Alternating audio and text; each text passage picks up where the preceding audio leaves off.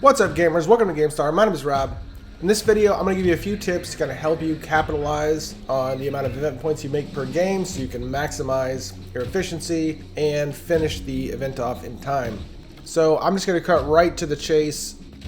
Now there's different approaches depending on if you're playing solo or with the team, but ultimately your goal should be, your number one priority in these games is to hunt down and kill the mobs that give you points. That would be killing the hive with the bow or killing armored with the throwing axes. Doing either of those will get you 2 points. The thing is, you can only do one of those at a time. Once you finish the first path of the event, which will unlock either the bow or the hatchet, then you can start in the second and unlock the others. So if you're playing with the team and you have control of this, somebody needs to go a different path than the other person.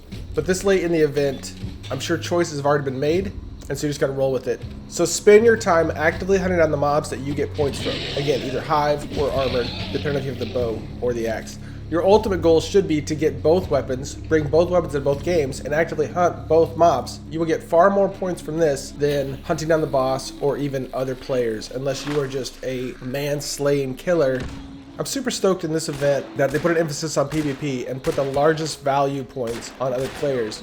The cool thing is, with the vulture trait, as long as they haven't burnt the enemies completely out, you can loot players that you had nothing to do with killing. So I highly recommend, if you hear a gunfight in the distance, check the map, get a good idea where it is, come back to it later when all the smoke's cleared, and just loot the bodies off. It's 5 points for each one. But do not hunt down those gunfights and try to jump in them, because ultimately, you'll waste a huge amount of time. Even if you win, the amount of points you could have collected while that fight was going on would most likely exceed that you'll collect from the other players. Also, boss fights. If a boss falls in your lap and you just want to take it out, fine. But understand that those 4 points are nothing compared to the time you spend to fight the boss. So the ultimate goal, if you really want to maximize points per game, and I'm talking at about 50 points per game or more, without using any of the vapor consumables, you need to just look for mini statues, pyres, which are the big statues, and hunt the mobs that get you points. And once you can hunt both mobs, you'll be knocking out 50, 60 point games, no problem every time. Unless, of course, you fall into a gunfight and get your head blown off, in which case you just wasted your time. So again, falling back, avoid PvP, avoid the bosses unless it's later in the game and no one else is claiming them and they just happen to be right there with you. But definitely focus on killing the hives with the bow, focus on killing the armoreds with the throwing axes, and look for little statues wherever you go. If you weren't aware, you can see the statues both big and small by using dark vision.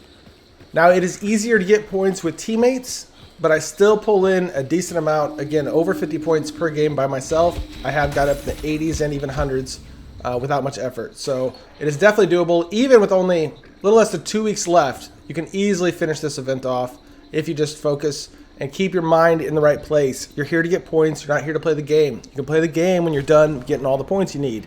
Oh, one last tip. This is optional. I'm not sure if you have the plug on suspend. I can find somebody that you can time it with. But if you can get a duos or better yet, a trios match going where everybody pops vapors, it makes a huge difference, both to your vision, being able to see the statues and the pyres, as well as the points, and primarily the points. Makes an enormous difference, and you can skate right through this event real fast by just applying a little teamwork vaporage. But ultimately, that's it, guys. I hope you're enjoying the event. So far, this is my favorite event the Hunt Showdown's done. Gives you a wide range of things you can do and puts emphasis on fighting, which is great.